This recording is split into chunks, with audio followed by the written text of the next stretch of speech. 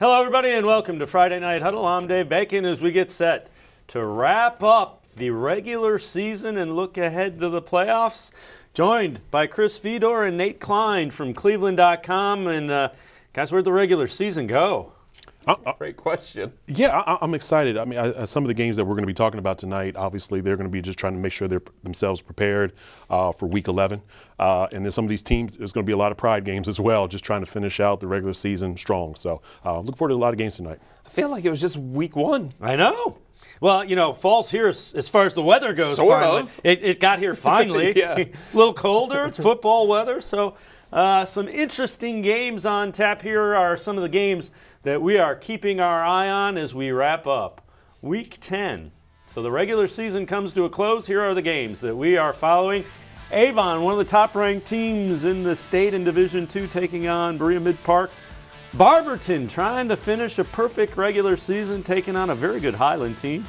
Strongsville and Brunswick. Brunswick still with an outside chance of getting into the playoffs. Glenville and Rhodes, Valley Forge and Bay. Bay is in there. Wadsworth and Hudson Suburban League battle as Wadsworth all the way up to second in the state in Division II in the AP poll, taking on Hudson, Stow and Brecksville. CVCA and Manchester, and Manchester going after a little bit of history there as their coach trying to get the all-time OHSAA wins title. Coach France, you're doing pretty well when the stadium you coach in is named after you while you're still coaching. Right. So that's a pretty good sign that Coach France is getting it done. Medina and Solon, and North Olmsted and Olmsted Falls, is Olmsted Falls trying to secure that playoff berth moving forward. So Chris Fedor, which one are you keeping your eye on? Which one really has your attention? I got Wadsworth and Hudson, and I know both teams have already gotten to the playoffs, but I think there's so much at stake here, especially when you're talking about division title. Most teams come into the year, guys, and they think division title first or conference championship first and then playoffs. So this one is still up for grabs. Hudson could throw a wrench into everything and make it really, really messy in the Suburban League National Division. And for Wadsworth, I mean, this is a team that you talk about 3-7 2 years ago, 5-5 missed the playoffs last year, and here they are 9-0 with Joey Bothman, their quarterback, dual threat quarterback, on the Mr. Football in Ohio watch list. And Hudson's a team that just 2 weeks ago struggled with a dual threat quarterback in Corian Rice. So what did Hudson learn from those moments against Rice that maybe they can implement into tonight's game against Wadsworth? And then for Hudson, I mean, this is a team that obviously, if you look at their schedule, 2 losses, but look, 16-2 are the combined records for the 2 teams that they lost against. So it's a tough test for Wadsworth to go undefeated. Yeah, without question. You know, the impressive thing is the way Wadsworth played against Stow. That's the thing that if you're Hudson concerns you, and it's kind of a funny story. We were talking to Jeff Goff of Hudson before they played Stow, and somehow we got on the subject of Wadsworth. And he said, yeah, they got this quarterback, Bothman. He just does football as a hobby thing because he is one of the top wrestlers in the 170-pound weight class in the country. So pretty good secondary sport there when you're on the Mr. Football watch list. I think what's great is that Justin Todd came in his second year and the offense is averaging 51 points a game. I mean, this is pretty incredible for a Grizzlies team who's just the second year with the coach. And it's also helping. We were even talking about Joey Bothman as well. I mean, he's leading this team right now. And right now they have a shot at winning this national title. You know, this wasn't a team that, you know, we were really sold on early in the season, especially, I'll even say myself here, and we've been talking about that over the course of a few weeks, but they've proven that right now that they're going to contention that they may even try to win their region in the playoffs, though. Nate, we got you rolling on the Wadsworth, but what game are you keeping your eye on? Well, I'm looking at this Medina and Solon game. This is a Greater Cleveland Conference matchup. It's the last game of the season. Right now, for these 2 teams, neither teams are making the playoffs. So right now, both of these 2 teams are playing for pride right now. Both of them lost in Week 9. I'll start with Medina first. One thing that they're going to have to try to avoid tonight is giving up so many rushing yards. So they gave about 300 yards to Brunswick last week. And so they're going to have to try to figure out how they're going to be able to stop a Solon team who has, guess what, Thomas Wilkes in the backfield right now. As for Solon, they dropped the last 3 games. I'm probably going to scratch a hole, scratching a hole with my head, trying to figure out what exactly is going on in the last few weeks. But just as you noticed in those few games, they just lost down by just some key plays and missing down there. But Obviously, losing that last game to Shaker Heights really took them out of the playoff hunt. And so right now, we're just going to kind of just see how these two teams match up tonight. And we're going to take a look in as they are getting that game underway. Good look at He's the one of those coaches. Medina Bees He's got a lead like getting that. ready to kick it off. So Solon will receive to get things rolling in that one. And you mentioned Solon 14-7 loss on the road at Shaker Heights last Saturday to kind of end the chance of sneaking into that 8th spot. And they will take the kickoff at about the 20-yard line. And that's Mason running up the sidelines and up the numbers. Pretty good returns. Gets out to the 40-yard line where the Solon Comets will have it. Pretty good field position for that initial possession. So the Solon Comets and the Medina Bees kind of doing battle, trying to get things rolling. The one that I'm kind of keeping my eye on is the Barberton Magic taking on the Highland Hornets. And Barberton trying to finish off a perfect undefeated regular season. This is a group of seniors that when Coach Anthony Gatto took over the program 4 years ago, he knew this was a special class. And to see them on the verge of finishing a perfect regular season, they're going to have a first-round home game in the playoffs. That's always a goal. It's a really good story, and a lot of hard work went in. And you know, they, rightly so, they feel like they can play with anybody. And I think you mentioned it, Dave, when you have such a talented class and you've got these guys that you've been relying on for a number of years and you've been looking forward to this one, you got to take advantage of it, no question about it. And Barberton has been able to do that, 9-0 so far. This is a tough matchup against Highland, no doubt. But when you're talking about Barberton, we've talked so much about the offense and how explosive the offense is with Zane Reese and Key Thompson and Garrett Turnbaugh. But their defense has been sensational, and they have yet to play a game that has been decided within 21 points. That's how dominant they've been on both sides of the ball. And the impressive thing about Reese is, again, he's a guy this is his 3rd year as a starter. Going into week 8, he hadn't turned the ball over. Hadn't thrown an interception. Unbelievable. Imagine that. I mean, that's half the battle right there. Yeah. If you take care of the football and your defense plays well, you're going to win a lot of football games. And I see you got Nate's got the Barberton purple little going on there in the pocket protector, the magic purple. Yeah, and Highland's going to have to try to find a way to try to see if they can try to create some turnovers with Zane Reese. But I mean, as you can tell, he's been very stingy about trying to give those up. But here's something that I'm looking at with Highland last week. They took a very large lead against Talmadge last week in their win. However, they gave up a 30-point loss somewhere late in that game. And so I'm wondering, is there going to be kind of that hole where Barberton kind of seep in and try to win this game as well? Another way for them to win this game. But again, it should be a tough game. I mean, here's the situation. Highland, if they win this game, they can force a 3-way tie for the American Division title with themselves, Barberton, and the third team I had was Aurora. Right, ironically, came out of nowhere. I mean, Aurora was a team that we were kind of like, what's going on with this team? This team did really well last year, beat Barberton twice. So, I mean, that's the situation that we're in right now that Highland can do. But Barberton right now, the way they're playing, we'll see what happens. And you mentioned it for Highland. That's the only blemish on the resume, a 1-point loss against Aurora. So that tells you what kind of challenge Barberton's going to have tonight. Highland's a very, very good team, and they were up 37 in last week's game, and I think it was starting to say, all right, let's look ahead a little bit, the natural look ahead to Barberton, and then they had to hang on, and they were able to do that. But this is a team that has already matched the highest win total since 2014. And you mentioned Aurora, that win over Highland kind of got their season turned back in the right direction, and they have a chance to continue what is a 12-year playoff run. They're not guaranteed by any means. They need a little help. They need to win and a little bit of help, not a ton, but they could continue that streak where it looked initially like that streak was going to come to an end, and so hats off to the Green Men for turning things around and getting back into the mix to get one of those playoff spots in Division III. No, absolutely. I mean, Aurora's going to need some help tonight if they want to try to get in that playoff spot. Right now, they're on the outside looking in. You got Akron East, St. Vincent St. Mary, Woodridge. You got a bunch of good teams right there sitting in those top 8 spots. But Aurora is going to have to, kind of be a cheerleader while also trying to play their last Week 10 game and try to get a win there. But Aurora, that was definitely a story that just coming in this season that I was just, the first few weeks, I was like, is this the same Greenman team that we saw from last year? And obviously right now they've just had to try to dig and claw into where they are right now, sitting at number 10. Well, Stow and Brecksville, another game that we're keeping an eye on. The Bulldogs very good. You know, their lone loss is to Wadsworth, and we talked about it earlier. And here is Bryce Shepard. Shepard getting the handoff, and oh, look at that, got the corner. Made it look easy as Shepard gets into the end zone.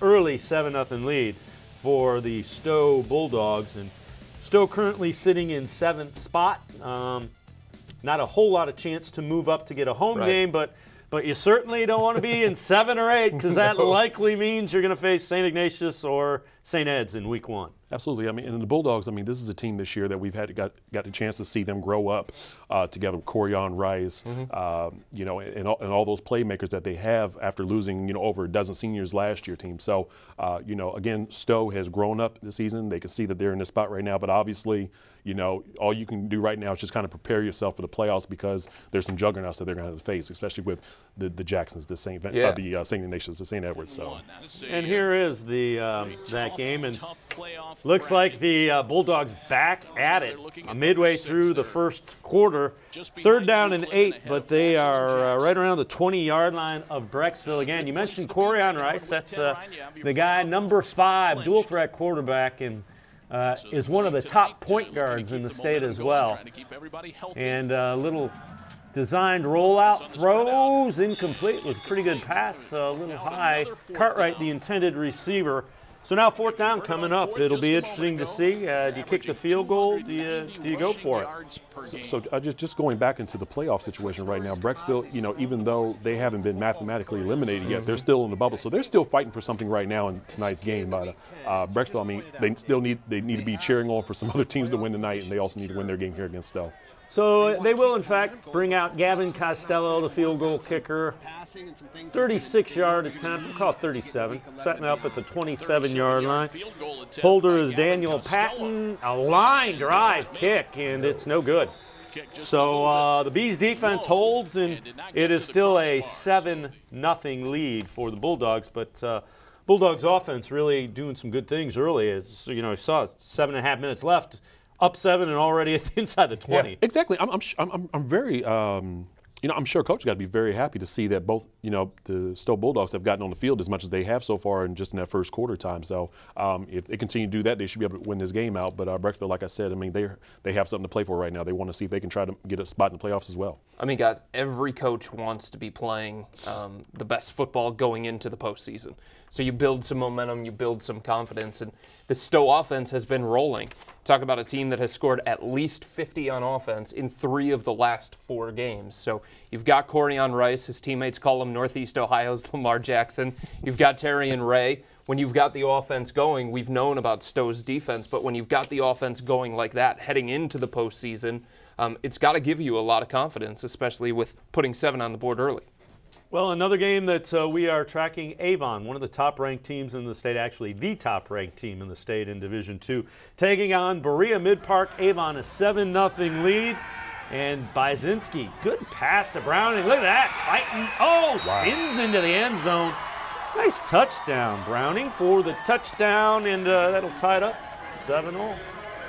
So a nice little touchdown pass. Good job to fight in by the wide receiver. And thinking about Avon, you know, I would never think that they would give up as many touchdowns as North Olmsted did to Berea-Midpark last week, and we'll talk about those numbers later. But no, definitely Avon, you know, they're a very tough-nosed defensive team. So to see Berea-Midpark, you know, up ahead so far, you know, that's a good sign for the Titans. Eagles, I'm sure they're going to have a chance to respond here. Especially for Berea-Midpark, it's a team that went 3-7 last year. You know, didn't have the year that they wanted to have after making the playoffs 2 years in a row, and now here they are trying to compete with Avon. I mean, sometimes you just have this natural, okay, we're eliminated from the playoffs, but we can be spoiler. And sometimes you take pride in that sort of thing. And I think Berea-Midpark, a team that has playoff experience in the past and a program that has done some good things in the past, would love to spoil Avon's chances of going undefeated in the regular season. And you know, Avon is an offense.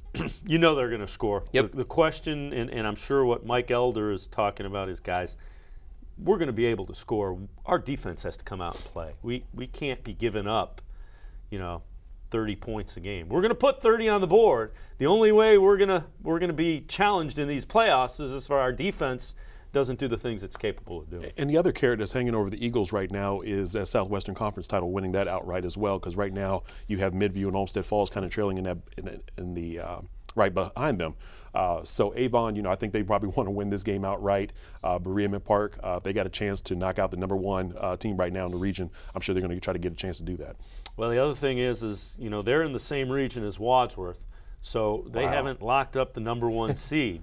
So you struggle and you go and you don't take care of business, you can end up as the 2 seed, which, you know, it's still a home game, but you want 1, 8, and then you get 4. Yep. 5, 4, 5. You don't want to mess with those 2 3s. Those are never good things. But boy, that Region 6 looks really good. I mean, can you just imagine that Avon and Wadsworth probably playing each other? Then you got Olmsted Falls and you got Medina Highland mixed in that. Right. That's a very good look. That's a very good looking region. Yep. Yeah. So yeah, and Midview, the team that I was selecting was a couple weeks ago, week 8. Yeah, I was like, oh yeah, the defense is great. They're gonna do fine. But no, I mean that's a very good looking region right now. But obviously, boy, I would love to see Ryan, Malloy and Joey Boffman. Think about Region 5. You've got Hoban, Bedford, Hudson, Brush. Division 2 is just as good, absolutely. You know, Benedictine. Yep. So that, and you know, there's a dogfight on the back half of those 2 regions to get into the 6, 7, 8 spots. So,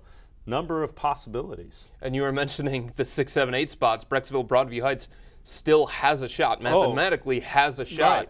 So, and the reason is you know, they've got a Division 1 team in Stow who's won 7 games, 8 games. That's exactly right. So those are some big time points there up for grabs for Brecksville-Broadview Hts tonight. But again, got to win. Yep. Got to win. Not an easy task. No. Yeah, and Stow was that 3rd team that we were talking about when it comes to that Suburban National League with Wadsworth and Hudson right now. So if Hudson were to pull off this win against Wadsworth, that kind of shakes up a few things a bit. But Wadsworth, I'm sure that if right now they carry it over their head is just that if we can win this Suburban League title outright, I'm sure we would love to have that going into the playoffs. So.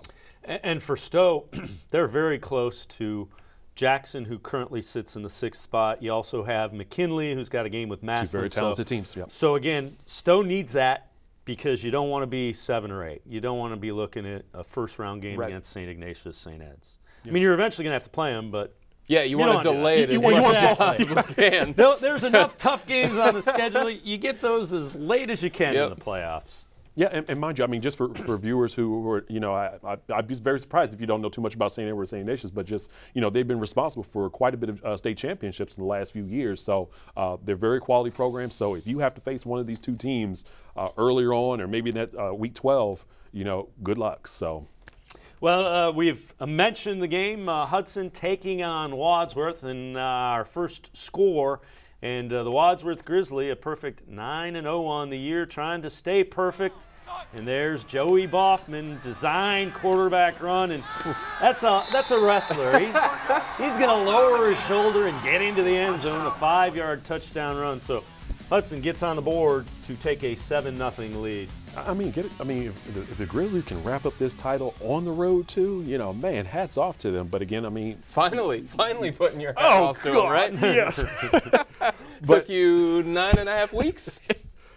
Yeah, but I mean, at least we kept him in the big 1-on-1, so we knew about this kid coming in today. But no, definitely, I mean, Wadsworth, you know, I mean, like any other team, they had to prove themselves coming in the season. Sure. So. 52 points per game. I think they've done it with the offense. And you talk about Boffman, most times coaches are like, no, my quarterback, don't lower the right shoulder. Don't lower your shoulder at the goal line. Coach is probably sitting there like, my guy's got this. He's a wrestler. He can handle it. Yeah. Get your butt in the end zone. And you know, we heard from Coach Todd saying if Joey Boffman was 3 inches taller, he'd be going to play quarterback at any college he wanted to. Instead, he's 6 foot. He's going to wrestle at Virginia. He's one of the top wrestlers in the country. We've mentioned Barberton and Highland, another game from the Suburban League that we are tracking. And it is the Barberton Magic trying to stay undefeated. They get the ball down to the 1, and they give it to Jeff Parker, and he gets into the end zone. Magic celebrating the first score of the ball game. and they take a 7-0 lead on Highland. These suburban league titles are not going to be easy tonight. You see that Wadsworth is going to have to be on the road to win theirs, and now you see Barberton that's going to have to be on the road against Highland try to win theirs. So it's not going to be easy. So I'm sure that after this, I mean, I know it's probably going to be a short one, but they're going to have a parade after this for them, or even have some muffins for them, right? That's right, basket of muffins. You got it. You know, the one thing is defense travels. Yep. And Barberton's defense has been pretty good. Now, Wadsworth has just been blown up scoreboards, so that offense travels too. When you've got a guy that can run the football from the quarterback position, and then if you decide you want to load the box, you can throw it. Yeah. It's kind of pick your poison with Joey Boffman. Yeah, and then they've got Brock Snowball too. Yep. So you talk about the components to making a deep run into the postseason and maybe challenging Avon in Division II. You know, it's not often that we have those conversations about challenging Avon because of how great that program has been. But Wadsworth seems to have the components to do it with one of the best quarterbacks in the area, one of the best running backs, and then the defense backing them up. And you mentioned Justin Todd in his second year as the head coach there.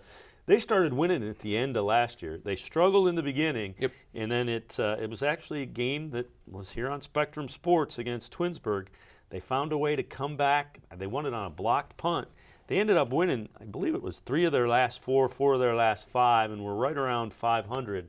So it's not like it's a complete surprise. They got things rolling late in the year last year after struggling with Coach Todd as a first-year head coach, and they've been outstanding. That's why some of these games, either be last week, the week before, or this week, for some of those teams that are already mathematically eliminated, some of these games are just so important because you're building not just for what's to come, but for the following year, the year after that, especially if you're in the infancy stages of your program. Getting wins at the end of the year, that thing can carry over into next season, and they can get a taste of winning, and then they can come back with a different kind of attitude and mentality saying, hey, what we're doing here, while we didn't get the win-loss record that we wanted, what we're doing here is working. And, you know, one of the other games that we talked about, Solon and Medina, Comets have been inside the red zone twice and did not score either time. Scoreless game, and Dylan Fultz keeps it, and look at him go. Takes off, and he's gone. 74 yards for the touchdown, and that's a good sign. He's been kind of banged up all season. It's really nice to see him get out in the open field and get it done. Unless, of course, you're a Comets fan. As a strictly neutral observer, happy to see the young man healthy and out and running. 7-0 Medina with the lead. You know, if viewers have been watching this show all season, you know, they're going to know that, you know, you're going to go to these great plays, and I'm going to like, what is it? What's going on? What's going on? And that was a great play by them right now. So Medina to be able to go up ahead against Solon, that's a great sign right there. But Solon, you know, to be in the red zone twice, that's scary. And then also, I mean, but going what we were talking about earlier, the last 3 weeks they dropped all 3 of their games, and so I just don't know what kind of position right now psychologically the Comets are in right now. And right now, it doesn't look like a good sign. And last week against Shaker Heights was surprising from the standpoint of the 2 games before that. It looked like they were starting to figure some things out offensively. They were getting the ball to their playmakers. They had the quarterback thing figured out. They were able to run the ball effectively, and you're looking at them and you're like, well, all right, 28 against Euclid, and they had a chance at the end of the game to put up more points before the interception, then 34 against Menor, and you're thinking, all right, yeah, they got the offense figured out, and then 7 on the road against Shaker Heights, and now 2 struggles so far in the red zone against Medina, and you're like, oh my gosh, you know, that seemed to be the issue for Solon at the beginning of the season, looked like it was corrected, and now here at the end of the season, it looks to be the issue again. And to add one more point about Medina, I mean, they need this win because considering the number of guys that they had lost at the beginning of the season, guys were suspended or just for injury. They've been banged up. Exactly. You know, I think for them, you know, they definitely need this win, especially against a program like Solon. That'll be a feather in their cap this season. Yep, makes the off-season workouts a little bit easier to take. Another game that actually has wrapped up that we are covering. Glenville taking on Rhodes. Glenville needed to win. If they win, they're in the Division III state playoffs. Bryant Kizer joins us on the phone. Bryant, you got an early game, man. We're used to having you out there till midnight. What happened with the Tarblooders and the Rams, Bryant? Well, Glenville, they won this game 47-0. Good. It was a good game for offensive-wise for the Tar Brothers with Trey Fullerton running the football for 2 touchdowns. Xavier Spikes, he had a good game, 11 for 16 for 184 yards and 2 touchdowns. But it was a solid efforts on both sides of the ball. Rams couldn't do nothing against their front 4. So, Bryant, usually you get the crazy ones. 47, that's a low-scoring game for you. Were you like sitting there going, I need some points? Yeah.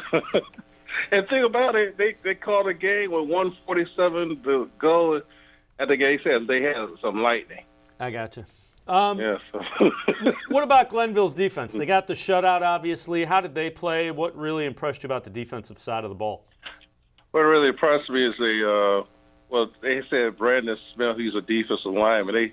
They list him as 262, 295. I guess that's when they took the roster in July, because he didn't look like 295. He was like, he was a little bit heavier, but they was blowing right past the Rams offensive line, the quarterback, Paul Farmer.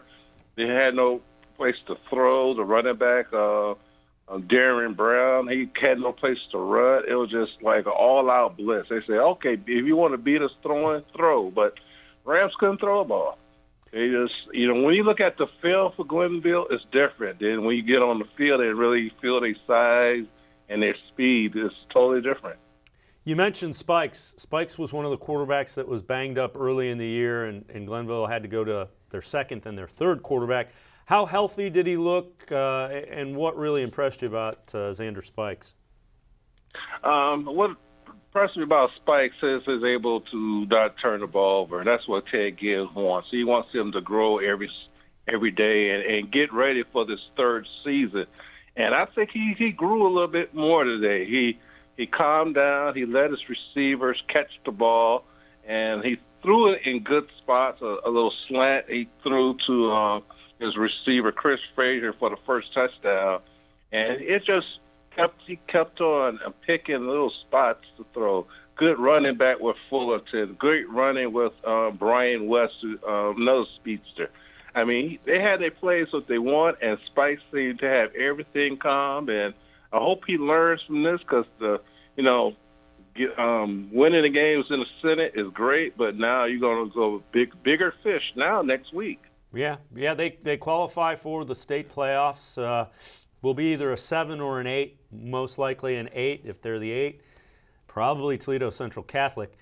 You mentioned Fullerton, and this guy's about 5'2", and every time he touches the ball, you kind of get the sense of, boy, he's making one guy miss away from taking it all the way. Did you get that sense again? He's a fun guy to watch.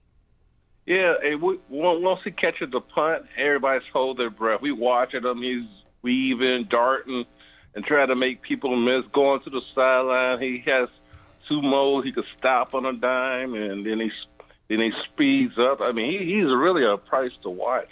And he's going to be a real key to them beating if they play Toledo Central Catholic. He's going to be one of the main keys, him and Brian West. Brian West is some speedster, too. Yep.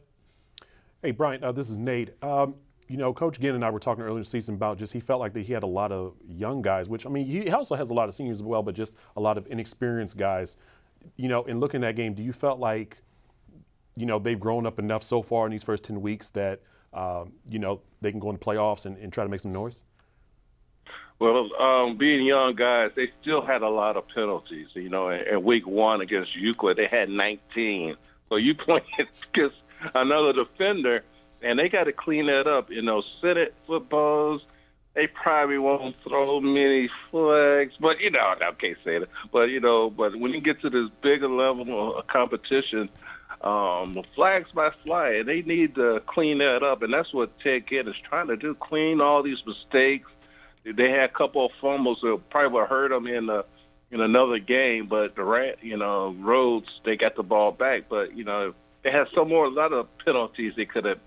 They had like 10 penalties today, so that's still a lot of penalties in a 47-0 victory. So they got to clean that up if they wanted to advance in the round. Hey, Bryant, one more question for you. Something that happened around that St. Edward game back in, I believe, week 3 or week 4.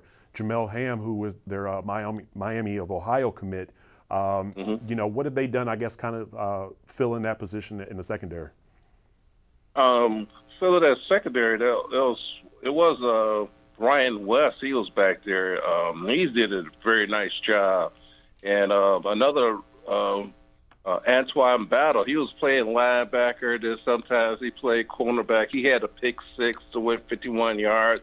That kind of like swung the game around because the Rams looked like they was trying to drive right back. And next thing you know, Farmer throws his pass out left, and Battle just snatched the ball and goes 51 yards. Now Glenville's leading 13-0, and you know that kind of like changed them because the Rams was trying to drive. They had a little game going, but since that 13-0, that kind of got them off their game plan. But to answer your question, I think Battle and Brian West handled the defensive jobs pretty well today.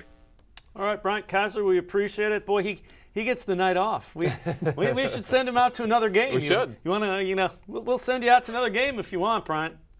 Okay. We appreciate it, man. Thanks very much. And right. Bryant Kizer giving us the update. So Glenville wins. They're in.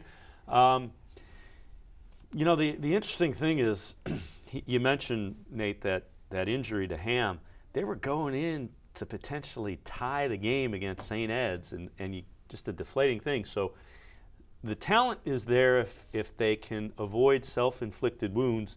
And I guarantee you know, Toledo Central Catholic, Padua, anybody at the top of that region really doesn't want to see Glenville in week 1 of the playoffs because, you know, Trayvon Fullerton, Bryant West, they've got some speed and they have the ability to make big plays. Yeah, and what's something that Glenville used against St. Edwards is just trying to slow that game down with slow the game down with their runners. And if they can do that against TCC, keep that offense off the field, you know, we're going to see what happens. And even just in week 9, you and I were there over the weekend. We saw Ignatius, how they slowed it down against the top-ranked St. Xavier team using the running game. So right now, Glenville, you know, great job of getting in the playoffs. Now they got to see if they're going to have to face whether maybe it's Toledo Central Catholic or I believe in the second seed is Padua. So. If Padua beats NDCL and Toledo Central Catholic, you know, those are the two that are at the top of that region. And you know, that's not an easy game for Padua, NDCL in that game to finish out their regular season. Another game that we're tracking, the Olmsted Falls game, as they are taking on. Who are they taking? North Olmsted. North Olmsted. Thank you. And here we go. As Teddy Grzinski, a little screen pass. They threw it? And touchdown as he got it over to Gillespie, and it is now 14-7. That's a triple option team throwing the ball. They're like, hey, look at this wrinkle going into the postseason. We can throw it a little bit, too. So here you go. We're going to give you this tape and see if you can figure out what we're doing here. This is a team that's kind of on a roll going into the postseason. You talk about the way that their offense is playing. They snuck away with the overtime win last week against Avon Lake. The week before that, they beat Midview. So those 2 wins heading into the postseason have to give the Bulldogs a lot of confidence. And then you talk about styles make the fight. They go into a postseason matchup, and you think you're prepared for them, and you're ready to go with the triple option. And it's just very, very difficult to prepare for. And you can try and simulate it in practice, but then you go out on the field, and they do it so well that it kind of takes you about a half to really get adjusted. So they're going to be a tough matchup in the postseason because of the way that they play. It's so different than everybody else. And the other thing is if you over pursue and try to be, you know, the hero, if you will, that triple op, that's designed to really make over aggressive pursuit pay, and they've been doing that, running that football, and just to make sure you don't want to load the box up too much. By the way, we can throw the ball a little bit. Yeah, and Olmsted Falls, I mean, if they can throw the ball, that's just adding another element to their game, to their running game for the playoffs. But one thing, just in real short, because Chris said some great points about Olmsted Falls, but just in this situation, if Olmsted Falls can win this game, and just say for a wild thing to happen tonight, if Avon were to lose to Berea-Midpark, that would force a tie in the Southwestern Conference title, and they would have to share that. So it's just going to be, it's projections showing that Avon should pull that game off, but that could be kind of a wild thing that could happen tonight. Well, we've been tracking Wadsworth taking on Hudson. The Grizzlies trying to finish up a perfect regular season and lock up one of the top spots. Joey Boffman, design draw again. Oh, big hole. Oh, no, he's going to go. He's gone. 83 yards for the touchdown. And the Grizzlies now with a 14-0 lead. Is Joey Boffman going to be one of the best athletes on any field he steps onto, and certainly showing that to be the case tonight. And we talked about it before the game even started. A couple of weeks ago, Hudson struggled with the dual threat quarterback in Corian Rice. Yep. And could they contain Joey Boffman, arguably an even more effective dual threat guy?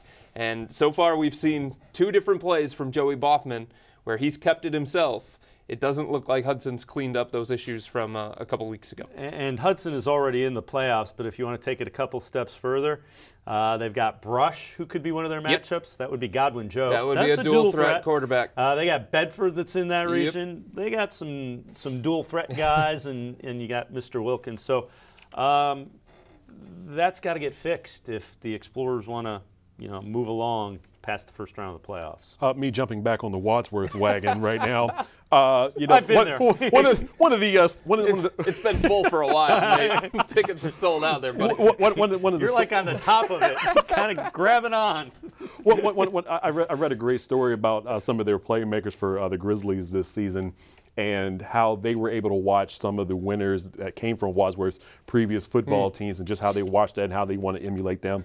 Now they're in that position right now, and you were even talking about just being able to continue building a program and keeping that talent there. Wadsworth is in that position right now, and I'm sure a lot of these younger kids are looking right now like, hey, I want to be the next Joey Boffman. I want to be the next Snowball. Yep. So right now, I mean, they're in a very good position right now, and also just to win this national title would just be a way to finish the cap off. Well, and Brock Snowball is a young man that his older brother David was a stud running back for Wadsworth when they were a big-time playoff team. Played at the University of Akron, I believe, as well. So the bloodlines are pretty good for Brock Snowball. So one of the games that we're tracking, Medina taking on Solon. Medina, a 7-3 lead. Solon kicked a field goal. And here's J.T. Caver. Oh, Thomas Wilkes.